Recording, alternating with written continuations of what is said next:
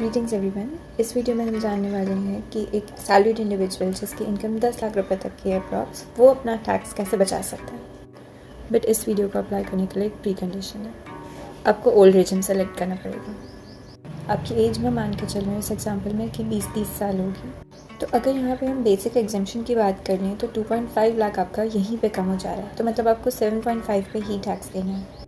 आप 1.5 लाख तक इन्वेस्ट कर सकते हो पीपीएफ में, एनपीएस में, ईपीएफ में, ईएलएसएस में एंड व्हाट नॉट।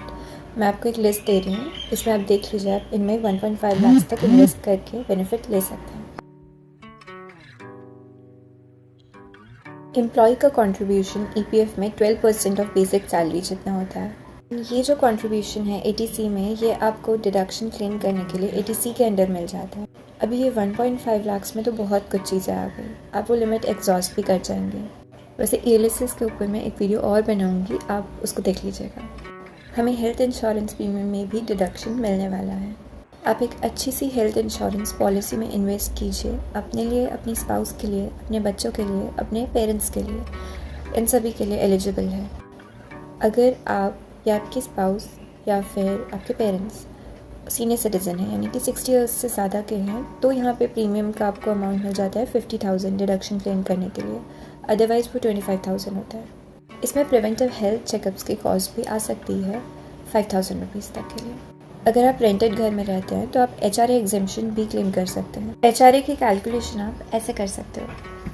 और रेंट नहीं, अगर आप खुद के घर में रह रहे हो और उसके लिए आपने लोन लिया था, तो आपको उस लोन की अमाउंट का भी डिडक्शन मिल जाएगा, प्रिंसिपल भी और इंटरेस्ट भी। और ये अमाउंट 2 लाख है। ये तो बात हो गई इंटरेस्ट कंपोनेंट की।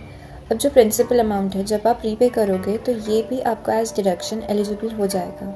अगर आपको घूमने का बहुत शौक है तो आपने एलटीए लिया ही होगा, और आपने एलटीए लिया है तो आपको उसका एग्जेम्पशन भी मिल जाएगा। क्योंकि ये पर्टिकुलर एग्जाम्पल हमने सैलरीड इंडिविजुअल्स के लिए लिया है, तो यहाँ पे हमें स्टैंडर्ड डिडक्शन नहीं भूलना चाहिए। स्टैंडर्ड डिडक्शन 50,000 का आपको आपकी सैलरी में से मिल जाएगा। प्रोफेशनल टैक्स का भी डिडक्शन आपको मिल जाएगा, जो आपकी सैलरी स्लिप में लिखा हुआ है।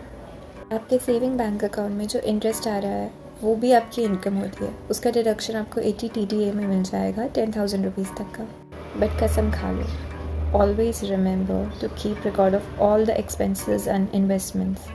एंड आप अपने टैक्स एडवाइज़र से कंसल्ट कर सकते हैं कि आप अपनी टैक्स सेविंग स्ट्रैटेजी को कैसे ऑप्टिमाइज़ कर सकें, बट वो लीगल वे से होना चाहिए। टैक्स रूल्स चेंज होते रहते हैं, तो अपडेटेड रहना बहुत ज़रूरी है। तो आप इस चैनल से जुड़े रहिए।